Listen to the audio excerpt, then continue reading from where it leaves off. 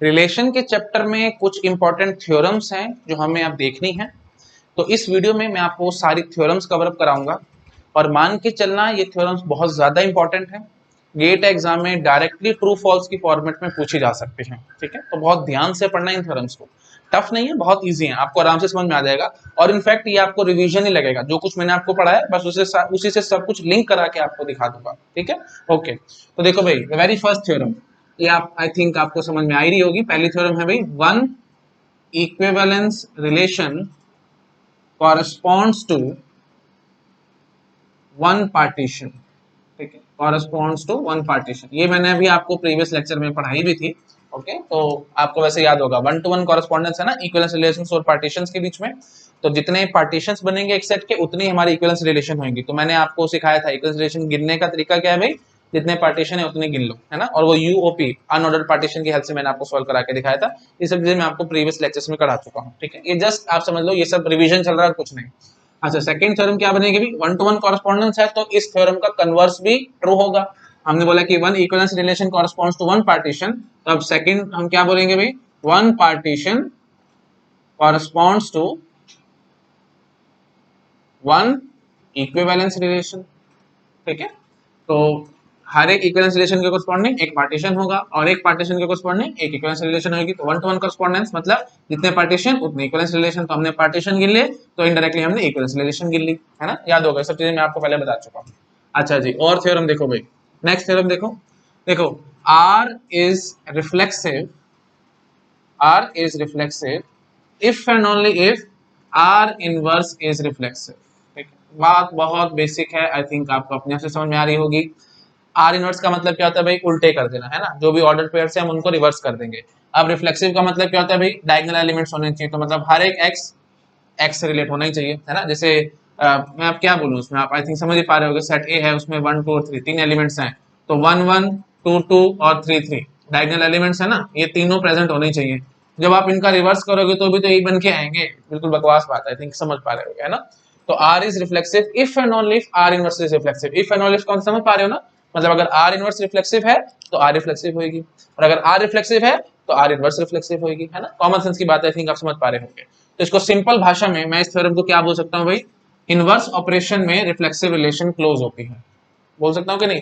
मैंने आपको closure property पढ़ाई थी, आपको याद आ रहा होगा, मैंने प्रीवियस कुछ लेक्चर्स पहले मैंने आपको बताई थी, है ना।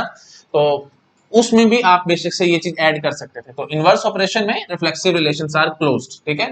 तो मैं यहीं पे पॉइंट लिख देता हूँ, यहां से मैंने क्या पॉइंट निकाला कि इनवर्स ऑपरेशन, ये ऐसे लिखता हूं मैं, इन इनवर्स ऑपरेशन,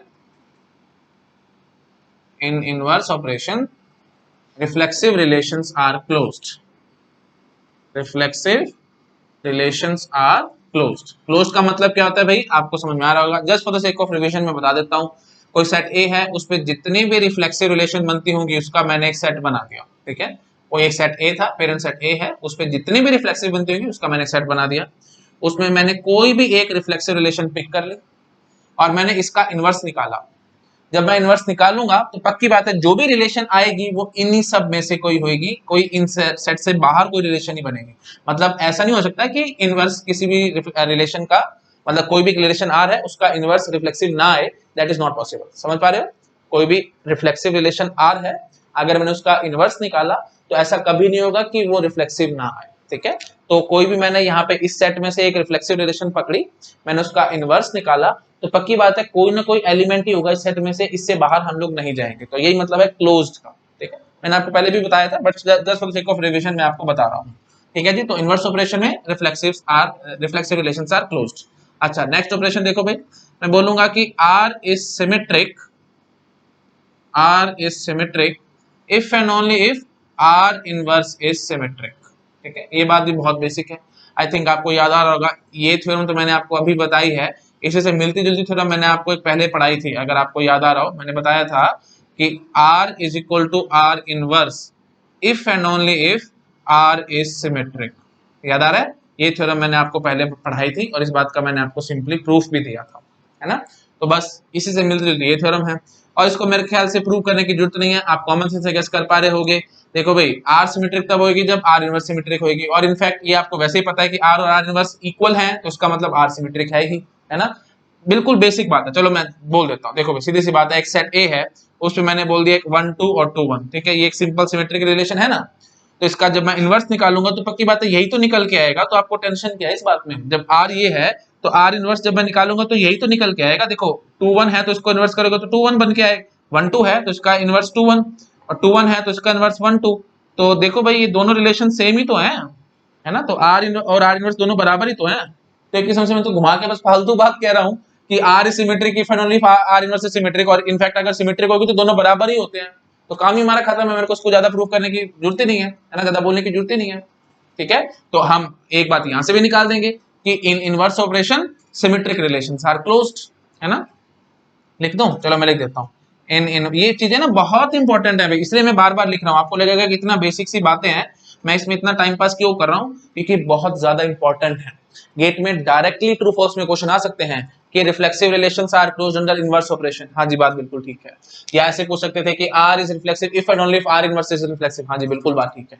तो एमएसक्यू आ रहे हैं ना आजकल, मल्टी सिलेक्ट क्वेश्चन आ रहे हैं, तो मल्टी सिलेक्ट में मैंने आपको बताया थ्योरेटिकल क्वेश्चन आने के बहुत ज्यादा चांसेस हैं। न्यूमेरिकल के तो इतने नहीं बनते, क्योंकि न्यूमेरिकल का तो आंसर एक ही निकलेगा, है ना।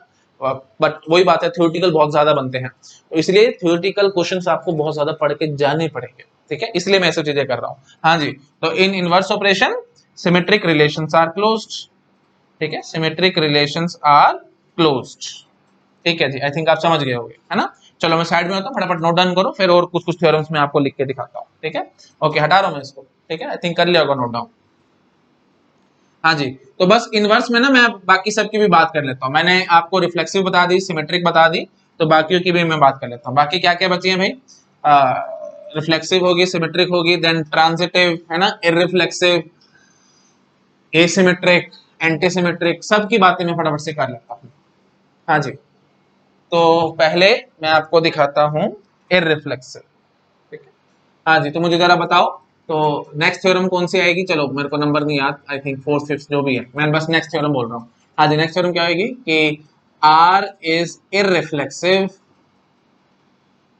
If and only if R inverse is irreflexive. ठीक है, बिल्कुल कॉमन सेंस की बात है, तो यहीं से वही पॉइंट निकाल दूंगा कि in inverse operation irreflexive relations are closed. Irreflexive relations are closed. बहुत रफली लिख रहा हूँ क्योंकि बेसिक बेसिक सी बात है, आप समझ पा रहे होंगे, है ना। अब वही बात है, इसको प्रूव करने की जरूरत नहीं है। देखो इररिफ्लेक्सिव का मतलब क्या होगा, सेल्फ लूप नहीं आनी चाहिए। जबकि सेल्फ लूप नहीं आई, और इनवर्स का मतलब क्या होगा, उनको उल्टे करेंगे। तो जब सीधे में को सेल्फ लूप नहीं है तो उल्टे में सेल्फ लूप आने का कोई मतलब ही नहीं बनता, है ना। बिल्कुल बेसिक सी बात है, आई थिंक समझ पा रहे होंगे, इसको मेरे को प्रूव करने की ज्यादा जरूरत नहीं है ना। हाँ जी, बस ये बात भी समझ आ चुकी है, इनवर्स ऑपरेशन में इररिफ्लेक्सिव क्लोज निकलेगी। अच्छा जी, what about my transitive, R is transitive if and only if R inverse is transitive. ठीक है, बिल्कुल बेसिक सी बात है।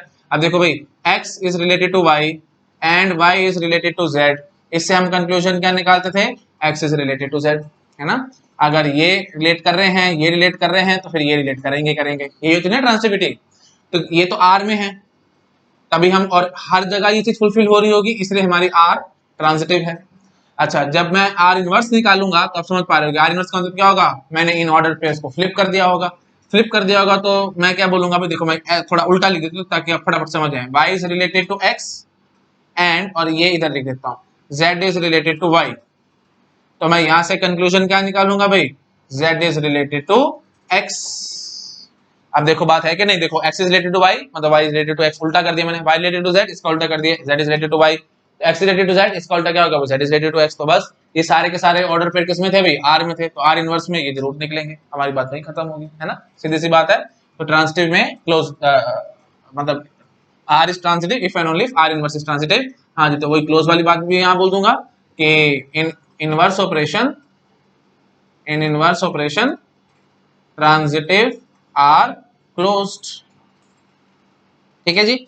अच्छा, बस अब मैं, मेरे ख्याल से मेरे को ज्यादा खींचना नहीं चाहिए, वीडियो लंबा होगा, आप प्लीज अपने आप से चेक करेंगे, एसिमेट्रिक भी क्लोज आएगी, ठीक है, और एंटीसिमेट्रिक भी क्लोज आएगी। ठीक है, इसमें मेरे को ज्यादा बोलने की जरूरत नहीं है, चलो बोलना है तो एक मिनट में बोल देता हूँ। देखो भाई, एंटीसिमेट्रिक में क्या बात है भाई, देखो अगर x रिलेट कर रहा है y से, तो y रिलेट नहीं करना चाहिए x से, ठीक है। और अगर कर भी रहा है, या चलो प्रॉपर लिखता हूँ, x related to y and y is related to x implies x is equal to y, है ना। और इसने एसिमेट्री तो सिंपल एक बात बोलती है, x रिलेटेड टू y तो y रिलेट नहीं करना चाहिए x से। सीधी सी बात है। अभी देखो अगर r में ऐसा काम चल रहा है तो r इनवर्स में क्या बोलूंगा मैं, r इनवर्स में क्या बोलूंगा भाई, y, देखो सारे उल्टे हो जाएंगे ना, तो y related to x implies x must not related to y। बात तो बराबर ही है, ये देखो घुमा फिरा के एक ही बात कहने की कोशिश कर रहा हूँ, थोड़ा सा दिमाग लगाओगे तो आपको समझ में आ रहा होगा, ये दोनों बातें एकदम बराबर है ना। तो बस वही चीज मैं यहाँ बोल दूंगा कि इफ r इज एसिमेट्रिक या r is asymmetric if and only if r inverse is asymmetric. तो अगर ये बात ट्रू है तो हम क्या कहेंगे, आर इनवर्स ऑपरेशन में एसिमेट्रिक रिलेशंस आर क्लोज्ड, ठीक है। सिमिलरली एंटीसिमेट्रिक में भी आप ये सब बात कर सकते हैं, करनी है तो चलो मैं कर देता हूं। देखो भाई सीधी सी बात है, ये चीज हमने बोली है, तो जब हम यू कैन से आर इनवर्स निकाल रहे होंगे तो आर इनवर्स क्या करेंगे, इन सब का उल्टा कर देंगे। इसका उल्टा कर दो भाई, क्या निकल के आएगा भाई, y related to x, and इसका उल्टा कर दो भाई, x related to y implies y is equal to x। अरे क्या दिक्कत है, एक ही तो बात है, ये घुमा फिरा के तो हमने बोला है ना, देखते ही आपको नजर आ रही होगी एकदम सेम बात है। तो यहाँ पे भी बिल्कुल वही बात बोलूंगा, if r is antisymmetric if and only if r inverse is antisymmetric, ठीक है। तो बस वहीं से हम क्या कह देंगे कि इनवर्स ऑपरेशन में एंटीसिमेट्रिक रिलेशंस आर क्लोज्ड, ठीक है। तो बस फाइनली मैं एक लाइन लिख देता हूँ, मैं हट रहा हूँ फटाफट, पीछे साइड में हो रहा हूँ, आप नोट डाउन करो, फिर मैं एक लाइन लिख के आप ये अपने डिस्कशन को यहाँ पे कंप्लीट करूंगा इनवर्स ऑपरेशन पे, ठीक है। हटा रहा हूँ, हाँ जी। तो बस फाइनली आप एक लाइन क्या लिख सकते हैं कि all relations are closed under inverse operation, मतलब जितने भी हमने 6 की 6 कैटेगरी पढ़ी थी रिलेशंस की सभी इनवर्स में क्लोज है। तो जो क्लोजर प्रॉपर्टी मैंने पढ़ाई थी आपको, उस जो टेबल मैंने बना के दिखाई थी, उस टेबल में आप ये इनवर्स ऑपरेशन ऐड कर सकते हैं और हर जगह आप टिक लगा सकते हैं, मतलब एवरी रिलेशन इज क्लोज्ड, ठीक है जी। ओके, तो बस ये लाइन मैं फटाफट से फिर भी लिख देता हूँ, एवरी रिलेशन या यू कैन से all 6 types of relations, all 6 types of relations are closed under inverse operation, are inverse operation, ठीक है जी। अच्छा बस अब यहां से एक बड़ी अच्छी बात निकल के आएगी, हाँ जी। इक्विवेलेंस रिलेशन क्या होती थी भाई, इक्विवेलेंस रिलेशन होती थी रिफ्लेक्सिव सिमेट्रिक ट्रांजिटिव। जब सारी क्लोज है, मतलब रिफ्लेक्सिव सिमेट्रिक ट्रांजिटिव, ऑब्वियसली वो भी क्लोज आएंगी है ना, तो इसका मतलब इक्विवेलेंस रिलेशन क्या होगी भाई, क्लोज होगी इनवर्स ऑपरेशन में, ठीक है। तो सिंपल बात कर सकते थे कि R is equivalence if and only if R inverse is equivalence relation, बिल्कुल बात ठीक है एकदम, ये इंपॉर्टेंट बात है भाई, प्लीज ये थ्योरम आ सकती है एग्जाम में, ठीक है। अच्छा और पार्शियल ऑर्डर रिलेशन क्या होती थी भाई, पार्शियल ऑर्डर रिलेशन होती थी ये रिफ्लेक्सिव एंटीसिमेट्रिक और ट्रांजिटिव, है ना। जब मैंने बोल दिया कि 6 की 6 क्लोज है तो ये है ना, ये ऑब्वियसली क्लोज आएंगी। तो सिंपली हम क्या कहेंगे, R is partial order relation if and only if R inverse is partial order relation, ठीक है। एकदम सिंपल बात है, आई थिंक आप लोग पकड़ गए होंगे, इसमें आई थिंक किसी को कोई डाउट नहीं होगा, ठीक है जी। चलो अब इसको फटाफट से नोट डाउन करो, ठीक है, फिर एक और 2-4 बातें अच्छी हैं वो मैं डिस्कस करता हूँ, मैं साइड में तो फटाफट पहले नोट डाउन कर लो।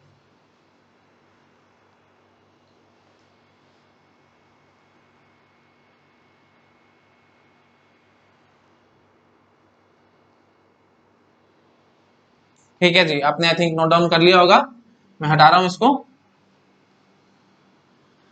अच्छा, जो हमने क्लोजर प्रॉपर्टीज पढ़ी थी ना, हर एक क्लोजर प्रॉपर्टी पे थ्योरम बन सकती है, ठीक है। थ्योरम कैसे बनेगी, जैसे मैं बोलता हूं कि if R1 and R2 are reflexive then R1 union R2 is reflexive. बताओ क्या ये बात ठीक है, ये तो आई थिंक आपको पता ही होगा, रिफ्लेक्सिव हमारी क्लोज थी यूनियन ऑपरेशन में, तो अगर R1 R2 दोनों रिफ्लेक्सिव हैं तो पक्की बात है R1 यूनियन R2 रिफ्लेक्सिव तो आनी है ना। सिंपल क्वेश्चन था, आपको पता होगा, तो ये भी एक किस्म से थ्योरम में आ सकता है। अच्छा, ये इफ देन वाली बात थी ना, तो इसका कन्वर्स भी हमारे पास आ सकता था, तो कन्वर्स में लिखता हूं कि if R1 union R2 is reflexive then R1 and R2 are reflexive. क्या ये बात ठीक है, आप मुझे बताओ, ये क्वेश्चन इंपॉर्टेंट है भाई, यही मैं बोल रहा हूँ, थ्योरम्स आती हैं इस टाइप से, है ना। तो ये चीज बताओ, कॉमन सेंस से आंसर आएगा, R1 यूनियन R2 रिफ्लेक्सिव आया तो इस बात की गारंटी है कि R1 और R2 दोनों रिफ्लेक्सिव आएंगे? नहीं, इस बात की कोई गारंटी नहीं है, तो स्टेटमेंट एकदम फॉल्स है, ठीक है। ये जो एक्चुअल थ्योरम थी, मतलब ये वही बात है, क्लोजर प्रॉपर्टी वाली बात थी, तो इसका मैं कन्वर्स देख रहा हूँ तो ये कन्वर्स ट्रू नहीं आएगा, आप कॉमन सेंस से गेस कर सकते हैं। ये देखो भाई, पेरेंट सेट ए ले लो, मेरे ख्याल से मुझे बताने की जरूरत भी नहीं है, आपको अपने आप एग्जांपल गेस हो रहा होगा, बट स्टिल मैं बता देता हूँ। लो, R1 में मैं ले लेता हूँ 1 1 और 2 2, ठीक है, और R2 में मैं ले लेता हूँ 3 3। अब आप मुझे बताओ क्या ये रिफ्लेक्सिव है? दोनों ही रिफ्लेक्सिव नहीं है, है ना। तो इन दोनों का यूनियन करवाओ, यूनियन एक रिफ्लेक्सिव रिलेशन आ जाएगा। तो बस वहीं पे मेरी बात ही गलत हो गई, ठीक है। तो कन्वर्स हमारी इस बात का ट्रू नहीं है, मतलब R1 union R2 is reflexive, if R1 and R2 are reflexive then R1 union R2 is reflexive, ये बिल्कुल ठीक है, बट इसका कन्वर्स ट्रू नहीं आया, ठीक है। अच्छा अब वही बात है, रिफ्लेक्सिव के लिए देख ले तो सारी मैं दिखाता हूँ फटाफट, ठीक है। रिफ्लेक्सिव होगी, देन सिमेट्रिक की बात करो, if R1 and R2 are symmetric then R1 union R2 is symmetric, बताओ क्या ये बात ठीक है? बोलो भाई, रफ लिख दूं, शॉर्ट में लिख देता हूँ, ठीक है। एस से हम डिनोट करते हैं ना सिमेट्रिक को, तो वही मैंने लिख दिया, ठीक है। तो if R1 and R2 are symmetric then R1 union R2 is symmetric, बताओ ये बात ठीक है क्या? R1 R2 दोनों सिमेट्रिक हैं, ये तो वही क्लोजर प्रॉपर्टी वाली बात है। देखो फटाफट, कोई बात नहीं, अगर आपको याद नहीं आ रहा, आपको लगता है कि मेरे को चीजें भूल रहा हूँ, तो 1% की टेंशन लेने की जरूरत नहीं है, क्योंकि मेरे को भी इतनी याद नहीं रहती, तो मैं भी एकदम रियल टाइम में एग्जांपल सोचता हूँ और आंसर करता हूँ। तो गेट एग्जाम में आपको यही करना है, अगर आप चीजें रट के जाएंगे ना तो आज पढ़ेंगे कल भूल जाएंगे, इस बार बिल्कुल 100% ये बात ठीक है, कोई गारंटी नहीं कि आपको एंड टाइम तक याद रहेगी बातें, 6-7 महीने में गेट के एग्जाम में। तो आप ऐसे में सोचो कि आज आपने रट लिया, आपको सब कुछ आता है, तो कल आपको याद रहेगा, ऐसा कुछ जरूरी नहीं है भाई, अभी बहुत टाइम बचा हुआ है। तो जो मैं अप्रोच यूज कर रहा हूँ, प्लीज आप वो अप्रोच यूज करोगे तो कभी गलती नहीं होगी। अब देखो, अगर आपको याद नहीं आ रहा कि R1 R2 सिमेट्रिक है, तो R1 और R2 सिमेट्रिक आएगा ही नहीं आएगा, तो आप काउंटर एग्जांपल खोजने की कोशिश करो। देखो भाई ऐसे सोचो, R1 और R2 दोनों सिमेट्रिक हैं, तो पक्की बात है दोनों में उल्टे सीधे आए होंगे, है ना, उल्टे भी और सीधे भी दोनों चीजें नजर आई होंगी। तो जब यूनियन करवाऊंगा तो पक्की बात है उल्टे सीधे दोनों ही नजर आएंगे, है ना। ऐसा तो है नहीं कि देखो भाई यूनियन में कुछ ऐसा हो जाएगा कि उल्टा नजर आएगा, सीधा नहीं नजर आएगा, सीधा आएगा उल्टा नहीं नजर आएगा, तो बस ठीक है, बात सिमेट्रिक में क्लोज आएगी। समझ पा रहे हो? देखो सीधी सी बात है भाई, देखो 1 2 2 1 ऐसे सोचो, देखो सीधा उल्टा दोनों नजर आ रहा होगा R1 में, R2 भी सिमेट्रिक है तो इसमें भी सीधा उल्टा दोनों नजर आ रहा होगा, जैसे 3 2 और 2 3, है ना। जब मैं यूनियन करवाऊंगा तो सीधे उल्टे ही तो मतलब दोनों ही तो नजर आएंगे, ऐसे तो नहीं होगा ना कि एक सीधा नजर आ जाए उल्टा नजर आए, या उल्टा नजर आ जाए सीधा नजर आए, ऐसे तो कभी होगा नहीं। तो बस वही बात है, हमारे पास यूनियन में सिमेट्रिक क्लोज आएगी। अच्छा अब वही बात इसका उल्टा पूछूंगा, if R1 union R2 is symmetric then R1 and R2 are symmetric, बताओ क्या ये बात ठीक है? R1 यूनियन R2 सिमेट्रिक आया तो R1 R2 दोनों सिमेट्रिक होंगी, बकवास बात है बिल्कुल। ये लो भाई, लो ये लो 1 2 और यहाँ ले लो 2 1, बताओ भाई क्या ये दोनों सिमेट्रिक नजर आ रही है आपको? ना तो ये सिमेट्रिक है, नहीं सिमेट्रिक है। जब दोनों का यूनियन करवाऊंगा तो पक्की बात है सिमेट्रिक नजर आएगी, तो वैसे बात गलत होगी, ठीक है। तो सिमेट्रिक में भी कन्वर्स वाली बात ठीक नहीं निकल के आई, ठीक है। नेक्स्ट देखो भाई, रिफ्लेक्सिव होगी, सिमेट्रिक होगी, ट्रांसिटिव देखो भाई, अब ये लो ये ट्रांसिटिव और ये ट्रांसिटिव। मैं पहले ये चीज यहाँ पूछूंगा और फिर यहाँ पूछूंगा, बताओ भाई R1 and R2 are transitive then R1 union R2 is transitive, क्या ये बात ठीक है? R1 R2 दोनों ट्रांसिटिव हैं, तो क्या R1 यूनियन R2 भी ट्रांसिटिव आएगी? कोई जरूरी नहीं है। ये लो भाई 1 2 और 2 3, एग्जांपल से याद करना है, ये रट्टा नहीं मारना कि हाँ ये होता ही होता, ये नहीं होता या होता है, ऐसा कुछ नहीं करना। एग्जांपल के थ्रू चलना है आपको हमेशा, गेट एग्जाम में भी ऐसे अप्रोच करना। एकदम आपको एग्जांपल लिखूंगा, जैसे आप प्रैक्टिस करते हैं ना, बार बार चीजों को करेंगे, एग्जांपल आपके अपने आप से आएंगे। जैसे मेरे दिमाग में भी एकदम अपने आप आ रहे हैं, 1 2 2 3 R1 है या R2 है, दोनों को यूनियन कराओगे 1 2 2 3 आएगा, बट 1 3 तो नहीं नजर आया ना, समझ पा रहे हो? ये देखो R1 यूनियन R2 करो भाई, इसमें क्या नजर आएगा आपको? 1 2 और 2 3। अब बताओ क्या ये ट्रांसिटिव है? बिल्कुल ट्रांसिटिव नहीं है, क्यों? क्योंकि 1 3 नहीं नजर आ रहा है यहाँ पे, तो बस वहीं से काटा लग गया। हाँ जी लो, ये गलत होगी बात।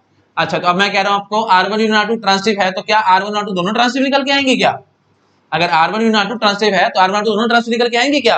देखो बहुत सिंपल बात है, ये लो 1 2 2 3 1 3, यही मैं फंस गया, ठीक है। R1 R2 ट्रांसिटिव निकल के आया है, तो इसका मतलब है कि R1 R2 दोनों ट्रांसिटिव नहीं होंगी, नहीं। लो ये ले लो 1 2 और ये यहाँ ले लो 2 3 और यहाँ ले लो 1 3, बस वही एग्जांपल आ गया, तो वहीं से मैं बात खत्म कर दूंगा, है ना।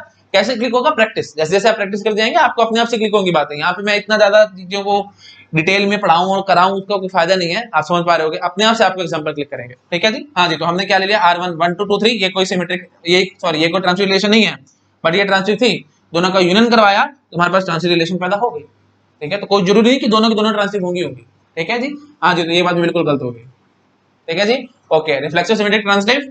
देन इररिफ्लेक्सिव की बात करो भाई, R1 R2 इररिफ्लेक्सिव है, तो क्या R1 यूनियन R2 इररिफ्लेक्सिव होगा?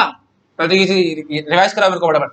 R1 R2 इररिफ्लेक्सिव है, तो क्या R1 यूनियन R2 इररिफ्लेक्सिव होगा? हाँ जी बिल्कुल होगा। आई थिंक आप अपने आप से समझ पा रहे होगे, क्यों? क्योंकि कहीं सेल्फ लूप नहीं आई होगी, तो यूनियन करवाऊंगा तो भी कहीं सेल्फ लूप नहीं आई होगी, कोई नई पैदा थोड़ी हो जाएगी कहीं से, है ना। बिल्कुल सिंपल बात है। अच्छा अब आप मुझे बताओ, क्या R1 यूनियन R2 इररिफ्लेक्सिव है, तो क्या R1 और R2 दोनों इररिफ्लेक्सिव रही होंगी? बिल्कुल रही होंगी, क्योंकि देखो R1 और R1 यूनियन R2 रिफ्लेक्सिव है, तो कहीं सेल्फ लूप नहीं है, तो पक्की बात है ना तो R1 नहीं R2, कहीं उसमें भी सेल्फ लूप नहीं आई होगी। आई थिंक आप गेस कर पा रहे होगे, ये बात बिल्कुल ठीक है, ठीक है। तो अब इसमें मैं ये बात बोल सकता ए रिफ्लेक्सिव में दोनों चीजें आ गई ना, तो मैं बोल सकता if R1 and R2 are, ऐसे बोल सकते थे R1 and R2 irreflexive if and only if R1 union R2 is irreflexive. समझ गए? मैं बोल देता हूं R1 and R2 irreflexive if and only if R1 union R2 irreflexive। ये थ्योरम बन गई हमारी बड़ी अच्छी। अभी तक मैं कहीं नहीं बोल पाया था क्योंकि या तो ये ठीक आ रहा था या ये ठीक आ रहा था, है ना, दोनों ठीक कहीं नहीं आ रहे थे, यहाँ पे दोनों ठीक आ चुके हैं, ठीक है। ट्रांसलेट में दोनों ठीक नहीं आए थे आई थिंक, ठीक है। मैं बार बार चीजों को नहीं बोलता, प्लीज वीडियो को रिमाइंड करके देखो, वीडियो बहुत ज्यादा लंबा हो जाएगा, भी मेरे को अभी इसमें बहुत कुछ और पढ़ाना है आपको, ठीक है जी। चलो आई थिंक क्लियर हो गया सबको। अच्छा, इररिफ्लेक्सिव के बाद एसिमेट्रिक और एंटीसिमेट्रिक दो बचती हैं, चलो फटाफट मैं उसका भी आंसर करता हूँ। बोलो भाई एसिमेट्रिक,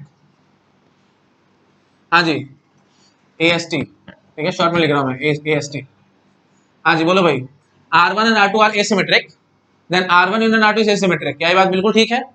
अगर R1 R2 दोनों एसिमेट्रिक हैं, एसिमेट्रिक का मतलब क्या होगा भाई, सीधे उल्टे दोनों नजर आने चाहिए और सेल्फ लूज हमें कोई टेंशन नहीं है, सीधे उल्टे दोनों नजर आ रहे हैं, ना तो इसमें नजर आ रहे ना इसमें नजर आ रहे हैं, तो यूनियन में कहां से नजर आ जाएंगे, कोई टेंशन वाली बात नहीं है। आई थिंक आप गेस कर पा रहे, अब बकवास बात है ये सिमेट्रिक, ये सॉरी ये एंटीसिमेट्रिक नहीं निकल के आएगी यूनियन, क्यों? क्योंकि आप ये देखो 1 2 है, सीधे उल्टे दोनों नजर आ जाते हैं ना, तो यहाँ सीधा ले लो या उल्टा ले लो, यूनियन करवाओ, सीधे उल्टे दोनों नजर आ गए आपको, 1 2 2 1, है ना। हाँ जी, तो फिर अपने आप से समझ पा रहे होगे क्लोज निकल के नहीं आ रही है ना। R1 सीधी यहाँ सीधा ले लिया, यहाँ उल्टा ले लिया, तो दोनों को यूनियन करवाया, सीधे उल्टे दोनों नजर आ गए, मैं फंस गया। तो अगर R1 R2 दोनों एंटीसिमेट्रिक हैं तो R1 R2 से एंटीसिमेट्रिक कोई गारंटी नहीं है भाई, ये फॉल्स है बात, ठीक है। कन्वर्स देखना जरा इसका, R1 यूनियन R2 अगर एंटीसिमेट्रिक है तो R1 और R2 एंटीसिमेट्रिक आएंगी, क्या ये बात ठीक है? देखो R1 यूनियन R2 एंटीसिमेट्रिक है, तो मतलब यूनियन में सीधे उल्टे दोनों नजर नहीं आ रहे। मैं विजुअलाइज कराता हूं आपको, R1 यूनियन R2 एंटीसिमेट्रिक का मतलब क्या होगा, सीधे उल्टे दोनों नजर नहीं आ रहे, यूनियन में दोनों नजर सीधे उल्टे नजर नहीं आ रहे हैं, तो R1 R2 दोनों में भी बिल्कुल यही चीज रही होगी, है ना। अगर सीधे उल्टे किसी में भी नजर आ रहे होते, देखो सीधी सी बात है, अगर R1 या R2 में से किसी एक में भी सीधे उल्टे नजर आ रहे होते तो पक्की बात है वो एंटीसिमेट्रिक ना रही होती, और वो ना रही होती तो फिर यूनियन आने का तो कोई मतलब ही नहीं बनता। आई थिंक आप समझ पा रहे हो मैं क्या कहना चाह रहा हूँ, ठीक है। तो एंटीसिमेट्रिक अगर यूनियन आई है तो पक्की बात है सीधे उल्टे दोनों नजर नहीं आए होंगे, जैसे यहाँ ले लो 1 2 और यहाँ ले लो 3 4, ऐसे कुछ ले लो, सीधे उल्टे दोनों नजर नहीं आए होंगे यूनियन में। अगर सीधे उल्टे यूनियन में नजर नहीं आए तो जो एक्चुअल रिलेशन रही होंगी वहां पे भी सीधे उल्टे दोनों नजर नहीं आए होंगे। बिल्कुल कॉमन सेंस की बात है, प्लीज थोड़ा सा सोचेंगे आपको समझ में आ जाएगा। हाँ जी, तो मेन बात क्या है जी, ये चीज ट्रू है, ठीक है जी। अच्छा जी, what about my asymmetric, asymmetric में देखते हैं भाई, एएस हम शॉर्ट में लिख देते हैं, ठीक है। हाँ जी, एसिमेट्रिक में बात करो, अगर R1 एंड R2 एसिमेट्रिक है तो क्या R1 यूनियन R2 एसिमेट्रिक होगी? कॉमन सेंस की बात है भाई, देखो यही एग्जांपल उठा भाई, इसमें क्या टेंशन है ना, मेरे को ज्यादा बोलना भी नहीं चाहिए। 1 2 2 1 लो, है ना, ये यहाँ सीधा है यहाँ उल्टा है, दोनों को यूनियन करते सीधे उल्टे दोनों नजर आ गए ना, एसिमेट्रिक क्या कहते हैं, सीधे उल्टे दोनों नजर नहीं आने चाहिए, सेल्फ भी नहीं नजर आना चाहिए। हाँ जी, तो बस यही से काटा लग गया। अच्छा, आप इसकी बात करो, R1 यूनियन R2 अगर एसिमेट्रिक है तो R1 R2 दोनों एसिमेट्रिक रही होंगे, बिल्कुल वही चीज, रिपीट नहीं करूंगा, टाइम पास नहीं करूंगा, जो एंटीसिमेट्रिक बोला बिल्कुल वही बात आएगी, ये जब बात बिल्कुल ठीक आ जाएगी। क्यों? R1 यूनियन R2 एसिमेट्रिक है तो सीधे उल्टे दोनों नजर नहीं आ रहे होंगे, तो R1 R2 दोनों में नहीं नजर आ रहे होंगे, कॉमन सेंस की बात है, ठीक है जी। चलिए ठीक है, ओके जी। तो फाइनली हमने सारी रिलेशन देख लिया, reflexive, symmetric, transitive, antisymmetric, asymmetric और इररिफ्लेक्सिव, 6 के 6 मैंने आपको यूनियन का केस दिखा दिया है। आप इंटरसेक्शन पे जंप कर जाते हैं, ठीक है जी। चलो फटाफट से शुरू हो जाओ। R1 and R2 are reflexive, then R1 intersection R2 is reflexive। क्या ये बात ठीक है? हाँ जी, बात बिल्कुल ठीक है ना, कॉमन सेंस की बात है, क्योंकि दोनों अगर रिफ्लेक्सिव हैं तो कॉमन पार्ट भी तो रिफ्लेक्सिव ही रहा होगा। और अच्छा चलो, मैं ज्यादा इस पर टाइप पास नहीं करूंगा, इंटरसेक्शन में ना सारी की सारी क्लोज होती हैं। आप प्लीज टेबल उठा के देखो, आपको याद आ जाएगा, है ना, जो मैंने प्रीवियस वीडियोस में टेबल बना रखी है, आपको वो चेक करो। इंटरसेक्शन में सारी क्लोज आई थी, तो ये वाली बात मेरे को नहीं करनी, अब सिर्फ कन्वर्स वाली बातें करनी है, ठीक है। फटाफट से मैं कन्वर्स वाली बातें करता हूं आपके साथ। बोलो भाई, R1 intersection R2 is reflexive, then R1 and R2 are reflexive. बताओ भाई, क्या ये बात ठीक है? दोनों का कॉमन पार्ट रिफ्लेक्सिव है तो R1 R2 रिफ्लेक्सिव जरूर रहेंगे। हाँ जी, बात कॉमन सेंस की है भाई, मतलब दोनों में ही सेल्फ लूप रही होंगी। देखो डायगोनल एलिमेंट्स होने चाहिए थे ना, R1 इंटरसेक्शन R2 में डायगोनल एलिमेंट्स आए हैं, तो पक्की बात है इसमें और इसमें दोनों में डायगोनल एलिमेंट्स आए होंगे, तो बस ठीक है जी, रिफ्लेक्सिव वाली बात बिल्कुल ठीक है। अच्छा, व्हाट अबाउट माय इररिफ्लेक्सिव, ठीक है, तो यहाँ पे बात नहीं करनी भाई, R1 इंटरसेक्शन R2 रिफ्लेक्सिव नहीं आनी है ब्लाइंडली, प्लीज आप अपने आप प्रीवियस वीडियोस में चेक करो, मैं यहाँ पे टाइम पास नहीं करूंगा, ठीक है जी, ये आनी है। अच्छा, what about this case, R1 intersection R2 is irreflexive, then R1 and R2 are irreflexive. बताओ क्या ये बात ठीक है? देखो एक चीज मैं आपको बताता हूँ, एक निशानी देता हूँ, उससे आपको कभी टेंशन नहीं आएगी लाइफ में। आपको याद आ रहा है, नॉन एम्प्टी सेट की बात कर रहा हूँ, प्लीज एम्प्टी सेट की बात नहीं कर रहा। अगर कोई पेरेंट सेट नॉन एम्प्टी है तो आपको याद आ रहा होगा फाई हमारे पास irreflexive, symmetric, transitive, anti symmetric और एसिमेट्रिक सभी आती थी, है ना। बस अगर फाई ये सब कुछ आती है ना, मैं वहीं से आपको फंसा के दिखा दूंगा। लो भाई, R1 इंटरसेक्शन R2 इररिफ्लेक्सिव आई है तो R1 एंड R2 इररिफ्लेक्सिव रही होंगी। लो भाई ये लो, यहाँ 1 1 ले लो, यहाँ 2 2 ले लो, दोनों ही इररिफ्लेक्सिव नहीं है ना। इंटरसेक्शन करोगे तो क्या निकल के आएगा, फाई, और फाई इररिफ्लेक्सिव है। हाँ जी, तो मैंने क्या कहा है, R1 इंटरसेक्शन R2 इररिफ्लेक्सिव है। देखो R1 इंटरसेक्शन R2 दोनों का देखो भाई क्या है, फाई है, तो वो इररिफ्लेक्सिव है। तो क्या R1 R2 इररिफ्लेक्सिव निकल के आएंगी? नहीं निकल के आएंगी, वहीं पे कांटा लगा देना, ठीक है जी, बस वही बात खत्म। तो अब मैं ज्यादा डिस्कशन नहीं करूंगा। इररिफ्लेक्सिव का ये हाल हुआ है, सिमेट्रिक में देखना यही हाल निकल के आएगा, ट्रांजिटिव हर जगह ये निकल के आएगा। तो सिर्फ और सिर्फ रिफ्लेक्सिव में हमारे पास ये मतलब ट्रू आ गया था, कन्वर्स ट्रू आ गया था, क्योंकि फाई हमारा रिफ्लेक्सिव नहीं होता। बस इसी चक्कर में रिफ्लेक्सिव के केस में आ गया था। और बात है, एम्प्टी सेट पे एम्प्टी रिलेशन रिफ्लेक्सिव होती है, प्लीज मैं बार बार आपको बताता हूँ, है ना। बट नॉन एम्प्टी सेट की जब मैं बात करूँ, जनरली हम नॉन एम्प्टी सेट लेके चलते हैं, एम्प्टी सेट लेके नहीं चलते हैं। तो नॉन एम्प्टी सेट की अगर मैं बात करूँ तो फाई हमारी रिफ्लेक्सिव नहीं निकल के आती, इसीलिए वहां पे कन्वर्स ट्रू आ गया था। बट बाकी हर जगह कन्वर्स हमारा फॉल्स आएगा, प्लीज आप अपने आप चेक कर लेना, ठीक है। मैंने एक बता दिया, देखो इररिफ्लेक्सिव बता दिया, सिमेट्रिक में चेक करना, हर जगह इसी चेक करके देखना, ये है ना, आपको अपने आप से आंसर निकल के आ जाएगा, ठीक है जी। ये देख लो, चलो सिमेट्रिक का एग्जांपल देख रहे हो तो एक झटके में आंसर 1 2 और यहाँ भरो 2 1। बोलो भाई, ये दोनों के दोनों सिमेट्रिक नहीं है, इंटरसेक्शन करोगे तो क्या निकल गया, 5, और 5 निकल गया तो पक्की बात है तो सिमेट्रिक है। मैं क्या कहूंगा भाई, R1 इंटरसेक्शन R2 सिमेट्रिक, ये लो 5 एग्जांपल बैठा। But R1 and R2 are symmetric, क्या ये बात निकाल दूं? बिल्कुल नहीं निकाल सकता। ये लो, ये बैठा एग्जांपल, ठीक है। तो R1 ना तो R1 सिमेट्रिक है ना ही R2 सिमेट्रिक है, बस वही बात गई। तो प्लीज मैं ज्यादा नहीं खींच रहा, टाइम पास नहीं करूंगा। Irreflexive, symmetric, transitive, anti symmetric, asymmetric, हर जगह ये चीज निकल के आएगी। तो सिर्फ रिफ्लेक्सिव के केस में आप टिक लगा सकते हैं कन्वर्स वाली बात पे, बाकी हर जगह क्रॉस कर देना, ठीक है, ये हर जगह क्रॉस कर देना। इंटरसेक्शन की बात खत्म। अच्छा जी, अब अगला ऑपरेटर उठाते हैं हम लोग। हाँ जी, नेक्स्ट ऑपरेटर हम लोग देखेंगे, यूनियन हो गया, इंटरसेक्शन हो गया, सेट डिफरेंस देख लेते हैं, ठीक है। हाँ जी, तो R1 and R2 are reflexive, then R1 minus R2 is reflexive. बताओ क्या ये बात ठीक है? बात बिल्कुल गलत है ना। R1 R2 रिफ्लेक्सिव है तो R1 माइनस R2 तो इररिफ्लेक्सिव निकल के आएगा भाई, क्योंकि इसमें भी डायगोनल एलिमेंट्स है, इसमें भी डायगोनल एलिमेंट्स है, तो प्रेजेंट है बट नॉट है, तो वही बात है, सारे डायगोनल एलिमेंट्स उड़ जाएंगे, और सारे डायगोनल एलिमेंट्स उड़ गए तो बाकी बात है तो इररिफ्लेक्सिव निकल के आएगी। रिफ्लेक्सिव आने का तो कोई मतलब नहीं बनता, ठीक है, जिस पे कांटा लगा दिया मैंने। अच्छा जी, अब आप मुझे जरा ये चीज समझाओ, R1 माइनस R2 रिफ्लेक्सिव है तो क्या R1 and R2, sorry R1, हाँ ठीक है, R1 एंड R2 रिफ्लेक्सिव आएंगे क्या? R1 माइनस R2 रिफ्लेक्सिव है तो R1 और R2 रिफ्लेक्सिव कभी भी नहीं होंगी, नेवर नेवर, कभी नहीं होंगी। कारण आप समझ पा रहे हो, R1 माइनस R2 रिफ्लेक्सिव आने का मतलब क्या है कि R1 तो रिफ्लेक्सिव रही होगी बट R2 रिफ्लेक्सिव नहीं रही होगी, ठीक है। तो मतलब मैं ऐसे बोलूंगा, देखो R1 माइनस R2 रिफ्लेक्सिव आई है, इसका मतलब R1 पक्की बात है रिफ्लेक्सिव रही होगी, क्योंकि इसमें डायगोनल एलिमेंट सारे प्रेजेंट रहे होंगे, इसमें एक भी डायगोनल एलिमेंट प्रेजेंट नहीं रहा होगा, तो पक्की बात है ये इररिफ्लेक्सिव रही होगी।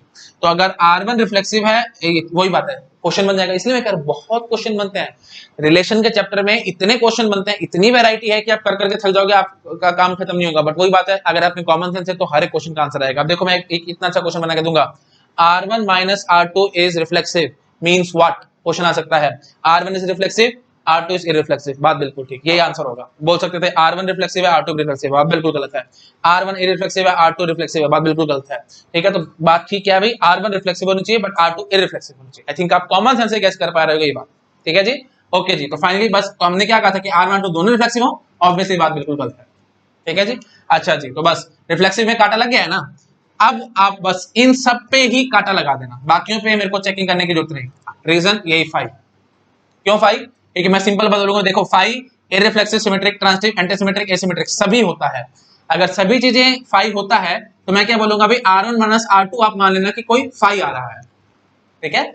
अगर R1 माइनस R2 कोई मतलब एम्प्टी सेट आ रहा है तो मैं यहीं से बोल दूंगा कि R1 R2 दोनों की दोनों इररिफ्लेक्सिव निकले, या दोनों के दोनों सिमेट्रिक निकले, ये बात गलत हो जाएगी। मेरे ख्याल टाइम पास कर रहा हूं मैं, है ना, आपको समझ में आ रहा होगा। ये लो भाई R1 ये ले लो, R2 ये ले लो, या चलो देखो ऐसे लेना पड़ेगा, 5 करना ना, तो R1 मस्ट, देखो R1 माइनस R2 5 आया है तो पक्की बात है R1 must be subset of R2, मतलब R1 में कुछ ऐसा होना ही नहीं चाहिए जो R2 में ना हो। यही सेट डिफरेंस वाली कहानी आप समझ पा रहे होंगे, है ना। R1 माइनस R2 5 आया है, मतलब R1 में कुछ ऐसा होना ही नहीं चाहिए जो R2 में ना हो, मतलब R1 must be subset of R2। ये बात समझ पा रहे हो, देखो सीधी सी बात है, R1 minus R2 is equal to 5। इससे हम क्या कंक्लूजन निकालेंगे, या तो R1 एंड R2 दोनों के दोनों 5 हैं, या फिर R1 is subset of R2। ठीक है बात, बस अब मेरा काम करता हूं मैं, लो जी R1 में ले लेना 1 2, यहां ले लेना जी 1 2 और 2 1। सिमेट्री की मैं बात कर लेता हूं, ठीक है। हाँ जी, अब R1 माइनस R2 करोगे तो क्या निकल के आएगा, 5 5 सिमेट्रिक रिलेशन। अब आप मुझे बताओ R1 क्या सिमेट्रिक है, नहीं, वहीं पे कांटा लगा देना बात पे, ठीक है जी। तो ये जो है इस पे हम कांटा लगा देंगे। तो बस आई थिंक आप समझ गए होगे, अब मेरे को ज्यादा नहीं बोलना। कन्वर्स के केस में जो हमने जो क्लोजर प्रॉपर्टीज पढ़ी थी, हर एक का कन्वर्स जब आप देखोगे सेट डिफरेंस के केस में हर जगह कांटे लगा देना भाई, बस आपके काम खत्म है, ठीक है जी। रिफ्लेक्सिव में 5 का एग्जांपल क्यों नहीं ले पाया, मैं बार बार आपको बताता हूं भाई, reflexive 5 is not a reflexive relation, इसलिए मैं 5 का एग्जांपल रिफ्लेक्सिव में नहीं ले पाया। बाकी हर जगह मैं 5 का एग्जांपल ले लेके एक झटके में आपको आंसर कराता जा रहा हूं, समझ गए ना। देखो सिमेट्री का ये हाल हुआ है, तो एक दो एग्जांपल और देखो। इररिफ्लेक्सिव की बात नहीं करूंगा, इररिफ्लेक्सिव में भी यही हाल निकल के आएगा। कैसे भाई, लो भाई R1 में ले लेना 1 1, R2 में ले लेना 1 1 और से 2 2, ठीक है। अब बोलो, ना तो ये इररिफ्लेक्सिव है ना ही ये इररिफ्लेक्सिव है, और R1 माइनस R2 करूंगा तो क्या निकल के आएगा, 5, और 5 क्या होता है भाई, इररिफ्लेक्सिव, वहीं पे काटा। तो आई थिंक समझ गए होगे आप कैसे अप्लाई करना है ना। प्लीज मैं ज्यादा टाइम पास नहीं करता। हाँ जी, सेट डिफरेंस की बातें हो गई हैं, तो मैं बता देख लेते हैं भाई, यूनियन की बातें हो चुकी है, इंटरसेक्शन की बातें हो चुकी है, सेट डिफरेंस की बातें हो चुकी हैं। सिमेट्रिक डिफरेंस की बातें करो भाई फटाफट। सिमेट्रिक डिफरेंस पे आते हैं। R1 and R2 are reflexive, then R1 symmetric difference R2 is reflexive. बताओ। अच्छा प्लीज, ये फॉरवर्ड वाली बातें ना मैंने आपको सारी बता रखी है ना, उसमें मैं टाइम पास नहीं करता, क्योंकि मैं वही बात है मेरे को याद है नहीं, तो मैं एग्जांपल लूंगा, टाइम पास करूंगा। वो सारे एग्जांपल्स मैं ऑलरेडी प्रीवियस वीडियोस में करा चुका हूं, तो प्लीज आप मेरे प्रीवियस वीडियो देखो। मैंने ये जो क्लोजर प्रॉपर्टी का वीडियो बनाया था ना, ऑपरेशंस और रिलेशंस और क्लोजर प्रॉपर्टी का एक प्रॉपर वीडियो था मेरे पास, आप वो वीडियो देखो, उसमें मैंने सारा कुछ एक्सप्लेन किया हुआ है, ठीक है। तो ऊपर वाली बात नहीं, मैं नीचे वाली बात करता हूँ सीधे सीधे बस, ठीक है। हाँ जी, तो मैं यहाँ बोलूंगा कि R1 symmetric difference R2 is reflexive, then R1 and R2 are reflexive. क्या ये बात ठीक है, मुझे बताओ, वही कन्वर्स में पूछ रहा हूं आपसे, है ना। ये तो प्लीज वीडियोस में आप चेक कर सकते हैं। बताओ भाई, if R1 symmetric difference R2 is reflexive, then R1 and R2 are reflexive. क्या ये बात बिल्कुल ठीक है, आपको लग रही है बात? कॉमन सेंस से थोड़ा सा सोचोगे आपको अपने आप से आंसर निकल के आएगा भाई।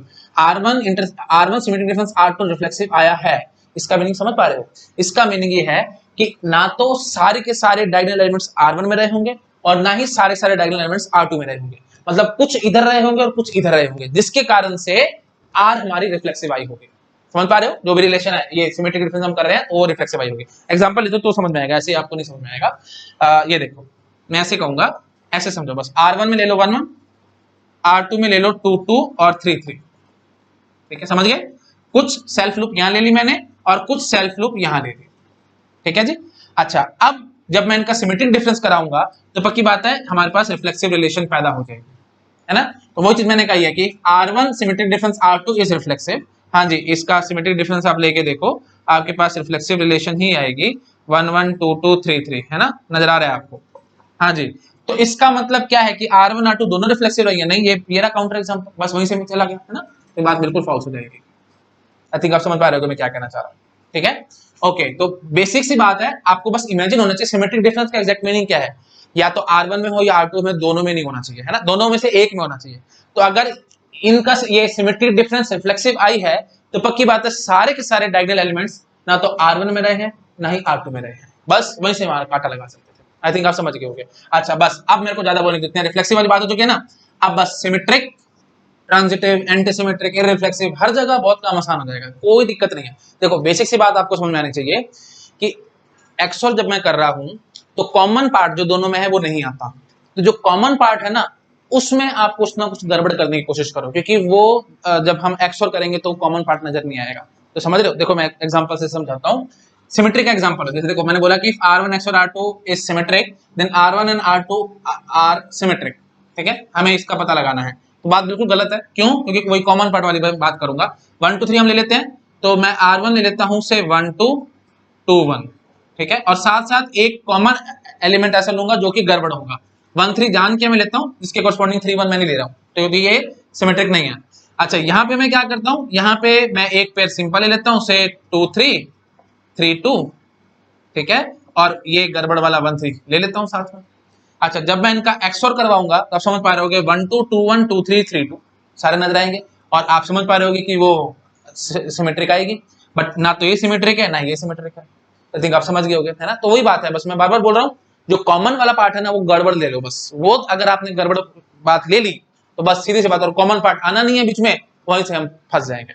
तो प्लीज ये आपके लिए होमवर्क है, अपने आप से आप काउंटर एग्जांपल्स खोजेंगे, ठीक है। मैं आपको बता देता हूँ, कन्वर्स वाली बात सिमेट्रिक डिफरेंस में कहीं पे भी ट्रू नहीं आएगी, हर जगह फॉल्स आएगी, ठीक है। प्लीज को नोट डाउन कर लेना, हर जगह फॉल्स आएगी। आप प्लीज अपने आप से काउंटर एग्जांपल खोजेंगे, ये आपके लिए होमवर्क है। मैं वीडियो को जबरदस्ती लंबा नहीं करना चाहता, आप अपने आप से खोज जाएंगे, कोई दिक्कत नहीं। मैंने आपको बेसिक चीज बता दी तो आप अपने आप सारे काम कर जाएंगे, ठीक है जी। अच्छा जी, तो अब हमारे पास अब देखो एक ऑपरेशन बचता है कॉम्प्लीमेंट, जैसे आर कॉम्प्लीमेंट की मैं बात करता था, है ना। तो आर कॉम्प्लीमेंट में देखो, आपको अगर याद आ रहा हो, सिमेट्रिक सिर्फ क्लोज आई थी, बाकी और कोई क्लोज नहीं आई थी। तो मतलब if R is symmetric then R complement is also symmetric, बस। बाकी और किसी भी जगह पे ये बात ट्रू निकल के आई थी। मतलब if R is reflexive then R complement is reflexive, बात बिल्कुल गलत। If R is you can say anti symmetric then R complement is anti symmetric, बात बिल्कुल गलत, एंड सो ऑन, है ना। याद आ रहा है? तो कॉम्प्लीमेंट में सिर्फ सिमेट्रिक क्लोज आई थी और कोई क्लोज नहीं आया था। तो अब एक बात मुझे ये बताओ, अगर आर कॉम्प्लीमेंट आपके पास है, आप उसका फिर से कॉम्प्लीमेंट कर देंगे तो आपके पास आर निकल के आता है कि नहीं आता?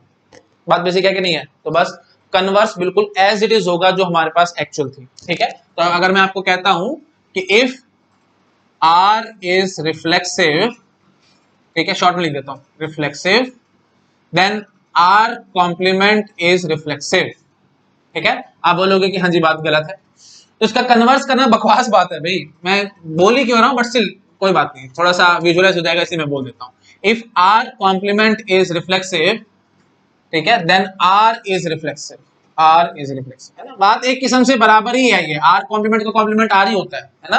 तो वही बात है, गलत ही आएगी, है ना। तो सीधा अगर ठीक नहीं आए तो उल्टा ठीक आने का कोई मतलब नहीं बनता कॉम्प्लीमेंट के केस में, क्योंकि मैंने अभी आपको बता दिया आर कॉम्प्लीमेंट का कॉम्प्लीमेंट आर ही होता है, ये चीज हमने देखी है, ठीक है। तो ठीक है, मेरे को इसको ज्यादा नहीं खींचना चाहिए, सिर्फ सिमेट्रिक क्लोज आएगी, बाकी और कोई क्लोज नहीं आने वाला, ठीक है जी। अच्छा, अब हमारे पास सिर्फ दो ऑपरेशन बचते हैं, सबसेट और सुपरसेट, है ना। सबसेट और सुपरसेट मेरे को जरा याद कराओ, सबसेट सुपरसेट क्या होता था? तो होता था कि if R is reflexive then every subset of R, ठीक है, पहले सबसेट की बात कर लेते हैं, then every subset of R is reflexive. क्या ये बात ठीक है? आपको पता बिल्कुल गलत है ना। कॉमन सेंस की बात है, हर एक सबसेट उठाएंगे तो एक सबसेट 5 भी निकल के आएगा। नॉन एम्प्टी सेट की हम बातें करें ना, तो 5 निकल के आएगा, तो वही बात है, वो रिफ्लेक्सिव नहीं है। ऐसे ही ये देखो, जैसे 1 2 3 है, तो 1 1 2 2 3 3 ये हम मानते हैं रिफ्लेक्सिव रिलेशन, इसके सबसेट बनाओगे तो 1 1 भी आएगा, सिर्फ खाली 1 1 रिफ्लेक्सिव नहीं है। तो आई थिंक समझ पा रहे होगे, ये बात बिल्कुल गलत है। तो इसका कन्वर्स चेक करना, इफ इफ इसका कन्वर्स कैसे बोलेंगे? देखो, if R is reflexive then every subset of R is reflexive. तो मैं बोलता हूं कि if every subset of a relation R, if every subset of relation is reflexive then R is reflexive, then R is reflexive। बताओ क्या ये बात ठीक है? if every subset of relation R, proper लिखता हूं भाई, if every subset, शॉर्ट में लिखता हूं, if every subset of R is reflexive then R is reflexive। क्या ये बात ठीक है? अगर हर एक सबसेट रिलेशन आर का रिफ्लेक्सिव है तो क्या आर रिफ्लेक्सिव निकल के आएगी?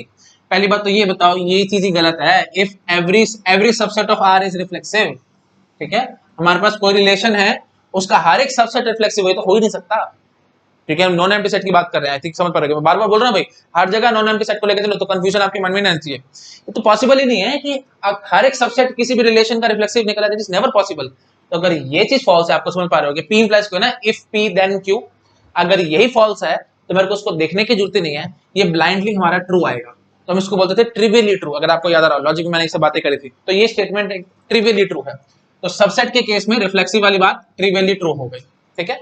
अच्छा, ए रिफ्लेक्सिव की बात करो, तो if R is irreflexive then every subset of R is irreflexive. हाँ जी, क्या ये बात ठीक है? आई थिंक आपको याद आ रहा होगा। हाँ जी बिल्कुल ठीक है। अगर आर इरेफ्लेक्सिव है तो हर एक उसका सबसेट भी रिफ्लेक्सिव ही निकलेगा, है ना, क्योंकि इरेफ्लेक्सिव क्या कहती है, डायगोनल एलिमेंट्स नहीं होने चाहिए, बस बाकी सब अलाउड है।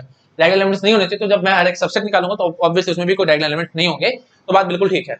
इसका कन्वर्स बोलेंगे हम कि if every subset of R is irreflexive then R is irreflexive. बताओ भाई, क्या ये बात ठीक है? हाँ जी, बात बिल्कुल ठीक है। If every subset of R is irreflexive, अगर हर एक सबसेट आर का इररिफ्लेक्सिव निकल के आता है तो आर भी इररिफ्लेक्सिव निकल के आएगी। कॉमन सेंस की बात है, बिल्कुल ठीक है ना। मेरे को उसको ज्यादा खींचना भी नहीं चाहिए, आप अपने आप से समझ पा रहे होंगे। तो बस मैं अब ज्यादा नहीं बोलूंगा, मैं बस इतना करके भाग जाऊंगा। आपके लिए होमवर्क है, प्लीज अपने आप चेकिंग करना। सबसेट में या तो ट्रिवियली ट्रू आ जाएंगे, जैसे मैंने अभी रिफ्लेक्सिव केस में दिखाया था, या फिर इस तरह से ट्रू निकलेंगे, कोई टेंशन वाली बात नहीं है। सिमिलरली सुपर सेट में भी यही कहानी होगी, तो मतलब कन्वर्स हर जगह ट्रू निकल के आता रहेगा। प्लीज आपके लिए होमवर्क मैं इसको ज्यादा नहीं खींचना चाहता, है ना, क्योंकि इतना ज्यादा इंपॉर्टेंट टॉपिक नहीं है, इसमें ज्यादातर अभी तो क्वेश्चन आए नहीं है, बट स्टिल मैंने आपको फिर भी आइडिया दे दी कि हम कन्वर्स कैसे देखते हैं, ठीक है। और ये सारी थ्योरम्स बन के आ रही है भाई, ठीक है। अगर आपको देखो ये चीज समझ में आ गई ना, तो मैं 2-4 क्वेश्चंस कराता हूँ, तो आपको थोड़ा और अच्छे से समझ में आएगा कि ये सब मैंने इतनी सारी कहानी क्यों करी है आपके साथ, ठीक है। मैं भी आपको दिखाता हूँ। चलो पहले इसको फटाफट नोट डाउन करो भाई, ठीक है। मैं साइड में फटाफट नोट डाउन करो, ठीक है, हटा रहा हूं मैं इसको, ठीक है। हाँ जी, अब देखो मैं 2-4 क्वेश्चन आपको दिखाता हूँ, तो आपको समझ में आएगा, ठीक है। ये सब चीजें मैंने क्यों दिखाई हैं, ताकि आपकी थिंकिंग डेवलप हो। ये जो सेट थ्योरी वाली बात है ना, बहुत ज्यादा वास्ट है, मैं आपको पहले भी काफी बार बोल चुका हूँ, बहुत वास्ट है भाई। जितना मर्जी पढ़ा लूं ये खत्म नहीं होगी। तो बेटर वे क्या है कि मैं क्या करता हूँ, आपकी थिंकिंग डेवलप कर देता हूँ। अगर मैंने आपकी थिंकिंग डेवलप कर दी कि किस डायरेक्शन में सोचना है, आपको सोचना आ गया, तो बस हर एक क्वेश्चन सोल्व होगा, आपको टेंशन कभी नहीं आएगी लाइफ में। सोचने का तरीका आपको आना चाहिए बस। एग्जांपल से मैं समझाता हूँ, देखो जैसे मैं आपको कहता हूं कि if R1 XOR R2 is reflexive, then पहला ऑप्शन देखो, गेट में ऐसी कंफ्यूजन पैदा होगी, देन फर्स्ट ऑप्शन में बोलता हूं R1 and R2 are irreflexive. B option R1 and R2 are not reflexive, ठीक है जी। तीसरा option R1 is reflexive but R2 is irreflexive. D option none. ऐसे करके मैंने कुछ क्वेश्चन बना दिया। तो ए ऑप्शन जो है ना, 99% बच्चे इस क्वेश्चन पे टिक लगा के आ जाएंगे। क्या कहेंगे कि R1 X और R2 रिफ्लेक्सिव है, तो R1 और R2 पक्की बात है इररिफ्लेक्सिव ही रही होंगी, क्योंकि इनके दिमाग में इतनी तो बात आ जाएगी कि XOR वाली बात कह रहे हैं, तो दोनों में से एक जगह होना चाहिए। तो ठीक है जी, दोनों में से एक जगह होना चाहिए, तो रिफ्लेक्सिव आ रहा है, तो R1 और R2 शायद इररिफ्लेक्सिव रही होंगी, है ना। कुछ कुछ मतलब इस टाइप से मन में थॉट्स आ जाते हैं, ठीक है। क्योंकि अभी तो आपको लग रहा होगा कि हाँ बात बिल्कुल गलत है, बट वही बात है, 2-4 महीने बाद देखोगे तो शायद आपको ये बात ठीक लगने लग जाएगी। क्योंकि मैं ऑफलाइन क्लासेस में जब पढ़ाता था तो काफी बच्चे इस पर टिक लगवा देते थे मेरे से, ठीक है। तो प्लीज ये बात ध्यान रखना, ये बात बिल्कुल गलत है भाई। हम यहाँ पे ये बोलेंगे कि नॉट रिफ्लेक्सिव है, तो प्लीज ध्यान रखना, इररिफ्लेक्सिव और नॉट रिफ्लेक्सिव ये दोनों बातें सेम नहीं होती हैं। अभी बोल रहा हूँ, 2 महीने बाद भी ये वीडियो देखोगे तो यही बात मैंने बोली होगी, यही फायदा है अभी वीडियोस का। जो मैं वीडियोस बना रहा हूँ, तो मैं अपनी बात से मुकर नहीं सकता आप कभी भी, है ना। मैं जो बात बोल रहा हूँ, आप प्लीज 2 महीने बाद वीडियो चला के देखेंगे तो मैं यही बात बोलता नजर आऊंगा, लेकिन आपका दिमाग शायद कुछ और बोल रहा होगा। आपका दिमाग शायद बोलेगा कि इररिफ्लेक्सिव और नॉट रिफ्लेक्सिव एक बात होती है, ठीक है। तो प्लीज ध्यान रखना भाई, ये सब बातों में मिस्टेक नहीं होना चाहिए। हाँ जी, तो ऑप्शन बी इज करेक्ट, ठीक है। आई थिंक क्लियर हो रहा होगा सबको मैं क्या कहना चाह रहा हूँ, ठीक है जी। अच्छा, और एग्जांपल्स देखो, जैसे हम ये बोल देते कि R1 minus R2 is reflexive, then तो हम क्या कहेंगे, देखो भाई, तो आप समझ रहे होंगे A option B option, R1 and R2 irreflexive नहीं। देखो सीधी सी बात है, R1 माइनस R2 रिफ्लेक्सिव है, मतलब R1 में सारे डायगोनल एलिमेंट्स होने चाहिए थे और R2 में एक भी डायगोनल एलिमेंट नहीं होना चाहिए था। तो हम क्या कहेंगे, R1 is reflexive but R2 is irreflexive. ये बात बिल्कुल ठीक है। थिंकिंग डेवलप होगी तो क्वेश्चन बड़े आराम से सॉल्व होंगे, कोई टेंशन वाली बात नहीं है। एक एग्जांपल और देखो, जैसे मैं आपको बोलता हूं, लेट अस सपोज कि देखो कई बार ऐसे भी क्वेश्चन आता है कि R1 यूनियन R2, ऐसे बोलते हैं कि लेट या इफ R1 यूनियन, या कैसे बोले हम, given two equivalence relations R1 and R2। देखो ऐसे बोलता हूं मैं, given two equivalence relation R1 and R2, R1 union R2 is not equivalence because, short में लिख रहा हूं, ठीक है, ऑप्शन ऐसे बना दूंगा मैं, given two equivalence relation R1 and R2, R1 and R2 is not equivalence because, इन्होंने प्रॉपर दे दिया कि वो इक्विवेलेंस नहीं है। अब आपसे कारण पूछेंगे why, because R1 union R2 is not reflexive, या ऐसे बोल सकते थे कि reflexive is not closed under union। Second option, symmetric is not close under union, D option.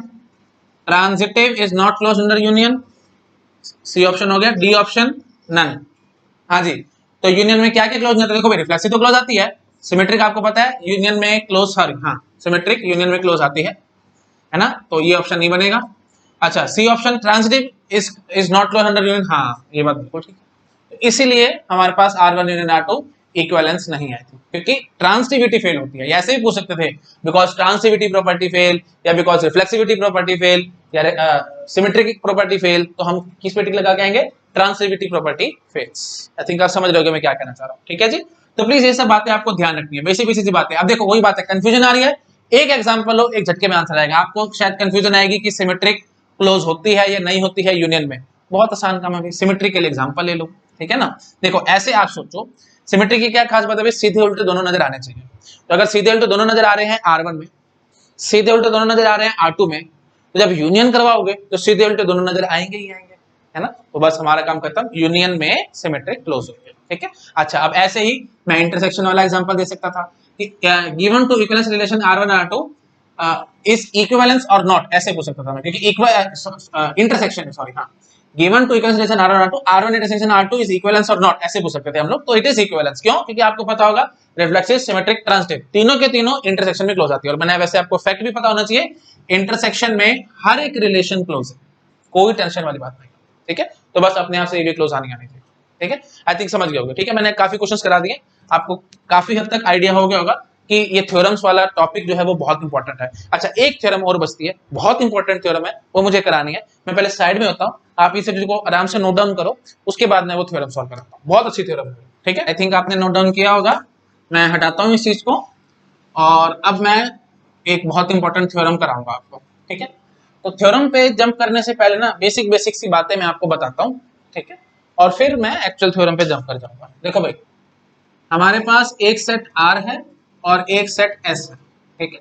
मैं आपसे पूछता हूँ स्मॉलेस्ट सुपर सेट बताओ, इन दोनों का स्मॉलेस्ट सुपर सेट बताओ।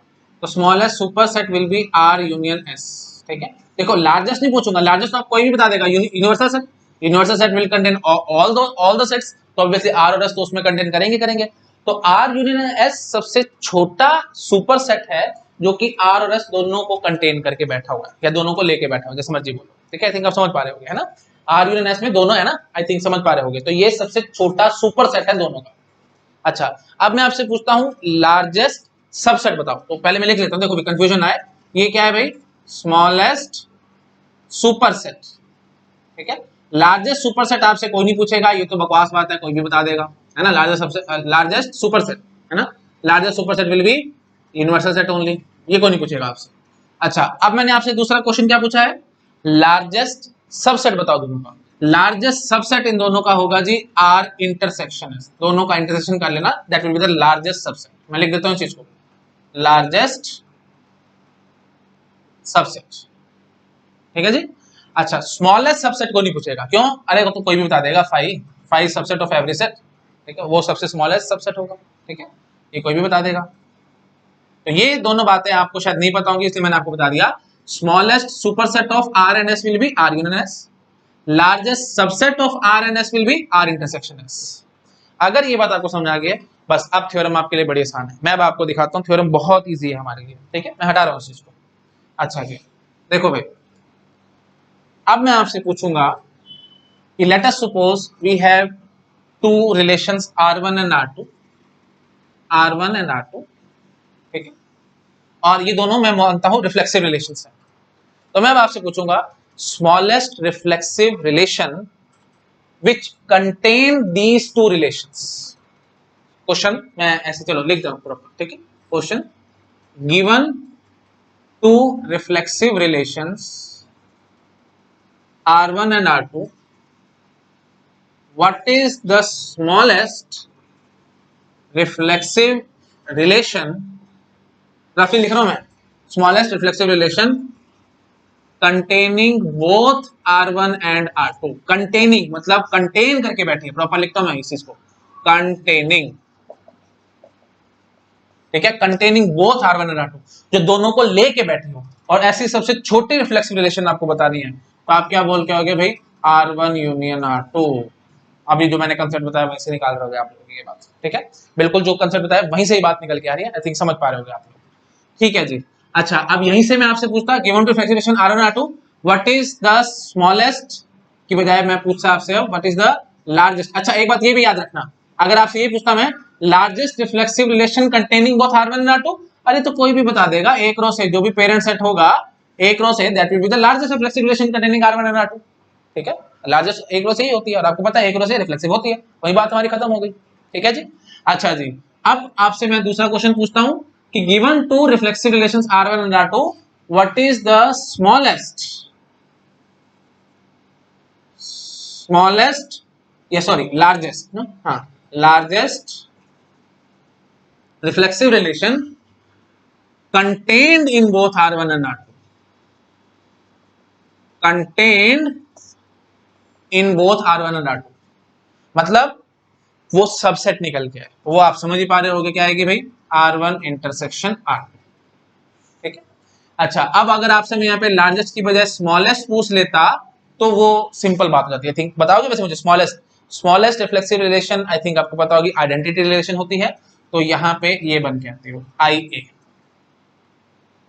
ठीक है, आई थिंक आप समझ गए होंगे, मेरे ख्याल से किसी को कोई दिक्कत नहीं आ रही होगी, बेसिस का क्वेश्चन था, बस वही बात है, बेसिस क्लियर होंगे तो बड़े आराम से आंसर आएंगे, इस टाइप के क्वेश्चन आ सकते हैं, प्लीज ध्यान रखना, वही बात है, थ्योरी मजबूत कर लो, क्वेश्चन तो पता नहीं कहां से क्या क्या पूछ सकते हैं एग्जाम में, ठीक है जी। ओके, तो आई थिंक सबको समझ में आ चुका होगा।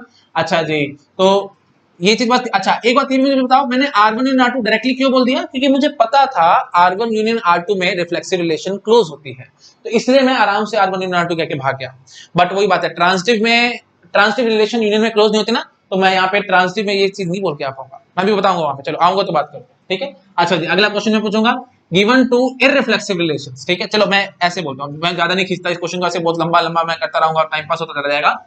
रिफ्लेक्सिव रिलेशंस के केस में हमने देखा था जी R1 यूनियन R2 और R1 इंटरसेक्शन R2, ठीक है, वही बात है, स्मॉलेस्ट लार्जेस्ट आपने अपने लगा लेना, ठीक है, मैं टाइम वेस्ट नहीं करूंगा।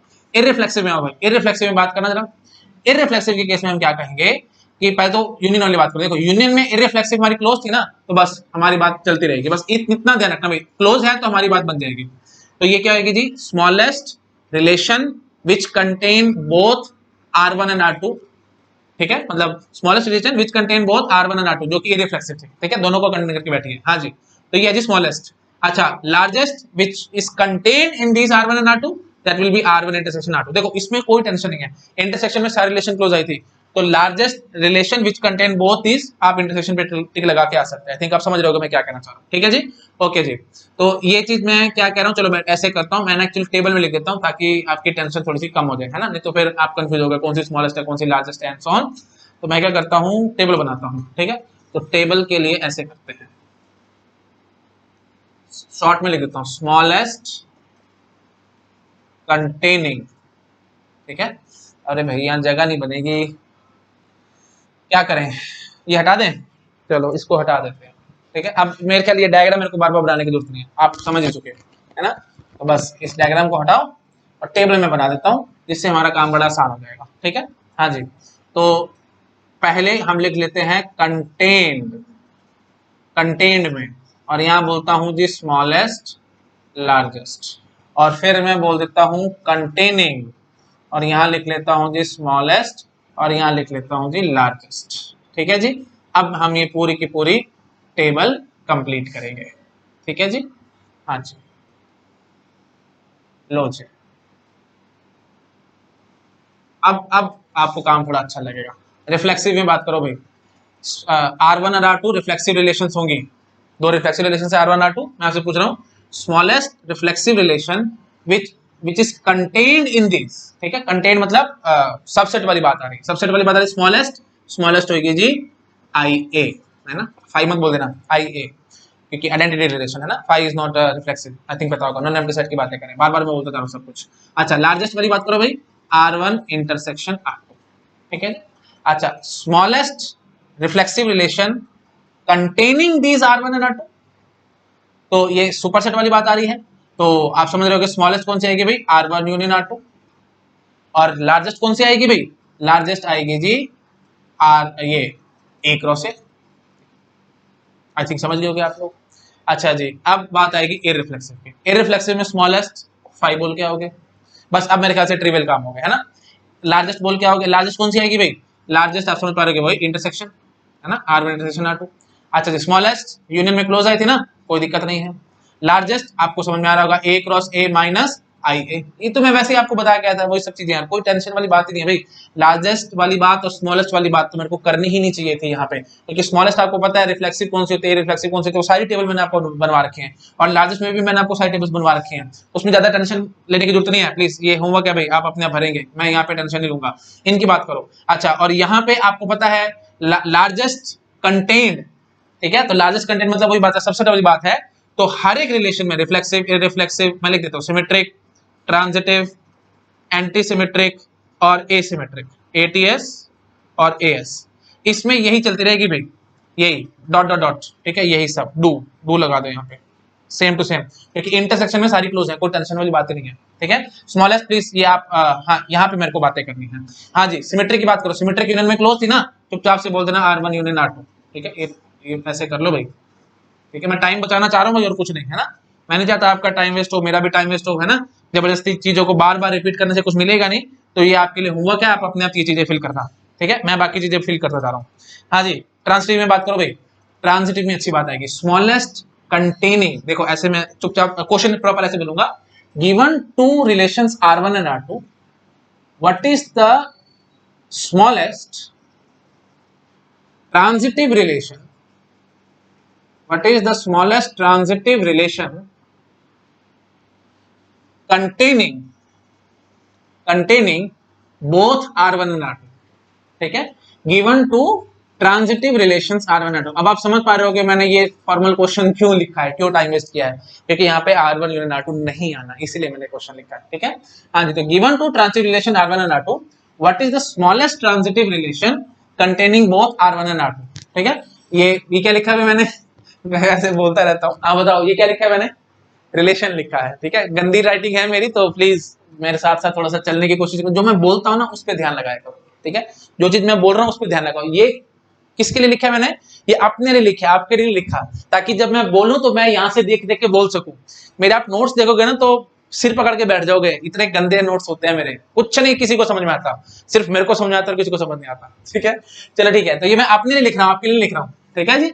तो लो चलो कोई बात नहीं, बस वही फिर वही बात है, मेरा हाथ कैसे चलता है, मैं फिर नहीं देख पा रहा रिलेशन ढंग से, ठीक है। चलो ठीक है, हाँ जी, आओ आओ भाई फटाफट ट्रांसिटिविटी पे आओ। तो कंटेनिंग, स्मॉलेस्ट पता नहीं, कंटेनिंग, देखो भाई यूनियन में वो क्लोज नहीं है। अच्छा, अब आप मुझे एक बात ये समझाओ, जैसे एक रिलेशन R है, मैं कहता हूं कि वो ट्रांजिटिव नहीं है, तो मैं ट्रांजिटिविटी उसके अंदर फोर्स करना चाहता हूं। अगर मैं उसके अंदर ट्रांजिटिविटी फोर्स करना चाहता हूं तो आपको याद आ रहा होगा मैं उसका ट्रांजिटिव क्लोजर निकालता था, और ट्रांजिटिव क्लोजर को हम लोग कैसे रिप्रेजेंट कराते थे, R+ से, याद है, याद आ रहा है ना ये चीज। तो वही चीज है, वो स्मॉलेस्ट रिलेशन है जो कि इस R को कंटेन करके बैठी है, और वो ट्रांजिटिव है, बात समझ में आ रही है। R+ is the smallest relation which contains the R and it is transitive, ठीक है। तो R+ is the smallest transitive relation which contains R, ये बात याद रखना, ठीक है। तो ट्रांजिटिव क्लोजर हमें निकालना पड़ेगा। अब R1 यूनियन R2 आपके पास रेडी है ना, वो तो कोई भी निकाल देगा, तो R1 यूनियन R2 करने के बाद उसका क्लोजर निकाल देना, आपका काम खत्म हो जाएगा, ये ट्रांजिटिव में ध्यान रखना, ठीक है जी। अच्छा जी, एंटीसिमेट्रिक और एसिमेट्रिक में हम ये सारी बातें कर ही नहीं सकते, क्योंकि जब हम यूनियन करते हैं तो वहां पे हम खुद ही फंस जाते हैं। जैसे देखो एंटीसिमेट्रिक वाली बात थी, तो सीधा उल्टा वही बात है ना, देखो R1 में सीधा चल रहा था, R2 में उल्टा चल रहा था, तो यूनियन कराओगे तो सीधे उल्टे दोनों ही आ जाएंगे, तो फिर मैं क्या कर सकता हूँ भाई, फिर वही बात है, कोई ऐसा सुपर सेट मैं निकाल ही नहीं पाऊंगा जो कि दोनों को कंटेन कर रहा हो। आई थिंक आप समझ पा रहे हो, यहाँ बकवास हो जाएगा, सिमिलरली एसिमेट्रिक में भी बात बकवास हो जाएगी, ठीक है जी। आई थिंक चलो ठीक है, आपको समझ में आ चुका है। अच्छा, ये सब प्लीज मैं बार बार बोल रहा हूँ भाई, लार्जेस्ट वाली बात अपने भरोगे, स्मॉलेस्ट वाली बात आप अपने भरोगे, क्योंकि वो आपको पता है, टेबल में से आप चेक कर सकते हैं ना, मैंने आपको समझाया था स्मॉलेस्ट रिफ्लेक्सिव कौन सी होती है, स्मॉलेस्ट रिफ्लेक्सिव कौन सी होती है, स्मॉलेस्ट सिमेट्रिक कौन सी होती है, एंड सो ऑन। स्मॉलेस्ट चलो फटाफट पढ़ते चलो, 5 हर जगह 5 5 5, कोई दिक्कत नहीं है ना। लार्जेस्ट प्लीज अब अपने भरना, मैं टाइम पास नहीं करना चाहता, ठीक है, वीडियो जबरदस्ती का लंबा होगा, ठीक है जी। अच्छा जी, तो बस अब एक बड़ी इंपॉर्टेंट बात मैं इसे निकाल के दिखाऊंगा।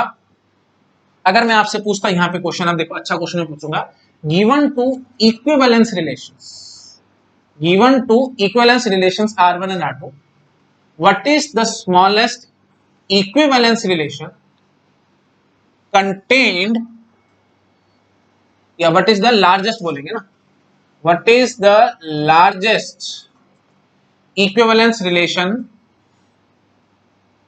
Contained in both R1 and R2। ठीक है, ये चलो मैं ऐसा करता हूं, मैं यहीं पे बना देता हूं, इक्विवेलेंस रिलेशन का भी एक कॉलम बना देता हूं, मतलब एक रो ऐड कर देता हूं। ठीक है, एक्चुअली इक्विवेलेंस रिलेशन ना बहुत इंपॉर्टेंट है, इसमें क्वेश्चन आ सकते हैं, तो इसलिए मैं प्लीज ये थ्योरम आपको अच्छे से समझा रहा हूं। इसलिए मैंने फॉर्मल क्वेश्चन लिखने की कोशिश करती, बट वही बात है, टाइम पास हो रहा है, मैं जितना मर्जी कोशिश कर रहा हूं अच्छा लिख नहीं पाता हूं, है ना, तो बेटर है मैं यहीं पे सीधा ऐड करवाता हूं आपको। वही बात है, पिक्चर इज वर्थ 1000 वर्ड्स, तो पिक्चर बनाओ, ज्यादा बेटर ऑप्शन है बजाय लिखने के। ठीक है, चलो भाई बताओ भाई, इक्विवेलेंस रिलेशन स्मॉलेस्ट बताओ भाई। देखो आपको याद आ रहा होगा IA, है ना, इसमें तो आपको टेंशन आनी ही नहीं चाहिए थी, है ना, सीधी सी बात है, आइडेंटिटी रिलेशन तो स्मॉलेस्ट इक्विवेलेंस रिलेशन, ये थिंक सबको पता होगा। अच्छा जी, लार्जेस्ट वाली बात आप आराम से गेस कर पा रहे होगे, R1 इंटरसेक्शन R2, है ना, मैं वही बात बोलूंगा, दो इक्विवेलेंस रिलेशन है R1 और R2, आप मुझे बताओ लार्जेस्ट रिलेशन विच अब वही बात है, देखो कंफ्यूजन वाली बात आएगी, मैं बार बार बोलना नहीं चाह रहा हूँ, जबरदस्ती का टाइम पास हो रहा है, चलो मैं बोलता हूँ एक बार। Given two relations R1 and R2, these are equivalence relations. What is the largest equivalence relation contained in both R1 and R2? ठीक है, तो कौन सी ऐसी लार्जेस्ट इक्विवेलेंस रिलेशन है जो कि इन दोनों के अंदर है? ठीक है, हाँ जी, तो इन दोनों के अंदर कौन सी ऐसी लार्जेस्ट है, वही बात समझ में आ रहा है, सबसेट वाली बात आ रही है, सबसेट वाली बात आ रही है, तो वही बात है, इंटरसेक्शन वाली बात आ रही है। ठीक है, मैंने अभी आपको समझाया भी था। हाँ जी, और आपको पता है इंटरसेक्शन में देखो रिफ्लेक्सिव, सिमेट्रिक, ट्रांजिटिव तीनों क्लोज है, अगर सारी क्लोज है तो हमें कोई टेंशन नहीं थी, R1 इंटरसेक्शन R2 कह के मैं भाग सकता था। अच्छा जी, अब कंटेनिंग में स्मॉलेस्ट वाली बात हम करेंगे, कंटेनिंग में स्मॉलेस्ट वाली बात आप समझ पा रहे होगे, देखो R1 यूनियन R2 कह के मैं नहीं भाग सकता, क्यों? क्योंकि मुझे पता है जब मैं ये कह के भागूंगा तो ट्रांसिटिविटी यहाँ पे फेल हो सकती है, तो ट्रांसिटिविटी फेल ना हो तो फिर मेरे को इसका ट्रांसिटिव क्लोजर निकालना पड़ेगा, इसलिए R1 यूनियन R2 का प्लस आएगा, प्लीज ये बात ध्यान रखना। ठीक है जी, अच्छा जी, और लार्जेस्ट वाली बात वो आप मेरे ख्याल से मुझे बोलना ही नहीं चाहिए, एक रो से आ जाएगा। ठीक है, क्योंकि एक रो से रिफ्लेक्सिव, सिमेट्रिक, ट्रांजिटिव तीनों होती है। ठीक है जी, चलो ठीक है, तो ये बात ध्यान रखना प्लीज, ये इंपॉर्टेंट है। ठीक है, इक्विवेलेंस वाली बात इंपॉर्टेंट है। अच्छा, पार्शियल ऑर्डर रिलेशन की अगर कोई आपसे बात करेगा तो वहां पे हम ये लार्जेस्ट ये कंटेनिंग वाली बातें हम ज्यादा कर ही नहीं पाएंगे, क्यों? क्योंकि एंटी सिमेट्रिक वाली बात आएगी, और एंटी सिमेट्रिक वाली बात आते ही मैं फंस जाऊंगा। ठीक है, मैं ये देखो ये सारे भरते, तो देखो पार्शियल ऑर्डर रिलेशन 5, ये बात बिल्कुल ठीक है। अच्छा सॉरी, 5 नहीं आएगी भाई, IA ही आएगी, है ना, क्योंकि रिफ्लेक्सिव होनी चाहिए ना, पार्शियल ऑर्डर क्या होती है भाई, रिफ्लेक्सिव, एंटी सिमेट्रिक और ट्रांजिटिव, तीन चीजें होती है ना, रिफ्लेक्सिव वाली बात है, तो वही बात है, सबसे स्मॉलेस्ट तो IA ही आएगी, है ना। अच्छा, लार्जेस्ट की बात मैं पूछूंगा तो लार्जेस्ट में आप ये क्या कहेंगे भाई, R1 इंटरसेक्शन R2, कोई टेंशन नहीं, क्योंकि इंटरसेक्शन में सारी क्लोज है, कोई दिक्कत नहीं है। अच्छा जी, स्मॉलेस्ट कंटेनिंग वाली बात जब आएगी तो वही बात है, रिफ्लेक्सिव, एंटीसिमेट्रिक और ट्रांजिटिव, बट एंटीसिमेट्रिक में यहाँ पे काटा है, एंटीसिमेट्रिक में ये चीज पॉसिबल ही नहीं होती है, तो यहाँ पे ये सब काटा लगा देना, ये बात बनी नहीं बात, समझ पा रहे हो। तो अगर आपसे पूछेगा कि given two partial order relation R1 और R2, what is the smallest relation containing these two relations, कोई नहीं है भाई, समझ गए, मैं लिख देता हूं, given two partial order relation R1 and R2, what is the smallest partial order relation containing both R1 and R2, ऐसी कोई नहीं मिलेगी आपको जो दोनों को कंटेन करके बैठे, क्योंकि सुपर सेट में एंटीसिमेट्रिक वाली बात जा रही है। आई थिंक आप समझ गए। ठीक है, मैं जितना मर्जी बोलूं कोई फायदा नहीं है, बेसिक चीज आपको समझ में आ चुकी है, टेबल मैंने आपके सामने बना दी है, अब जितने भी क्वेश्चन आएंगे आप सॉल्व कर जाएंगे। मैं बार बार बोलता हूँ भाई, जान थ्योरी में होती है, क्वेश्चन में जान नहीं होती। अगर आपको थ्योरी पकड़ में आ चुके हैं ना, सारे क्वेश्चन सोल्व होंगे, एक भी नहीं छूटेगा। मैंने आपको ये चीज सिखा दी है, ये प्रोफेसर IIT के प्रोफेसर को भी ये चीज आती है, आपको भी ये चीज आती है। अब वो जितने मर्जी से क्वेश्चन बनाएगा, आप सारे के सारे गारंटी सॉल्व करके आएंगे, क्योंकि आपको भी यही आती है। बस काम में खत्म है, मैंने आपको चीज सिखा दी, तो बस अब मेरे ख्याल से क्वेश्चन को कराने की जरूरत नहीं है, टाइम पास होगा, वीडियो लंबा होगा और कोई फायदा नहीं है। ठीक है जी, ओके चलो ठीक है, थैंक यू सो मच। यहाँ पे हमारे थ्योरम्स वाला टॉपिक कंप्लीट। अब हम नेक्स्ट क्लास में लास्ट टॉपिक स्टडी करेंगे अपने रिलेशन के चैप्टर का, that is interpretation of powers of relations. ठीक है, okay, thank you so much.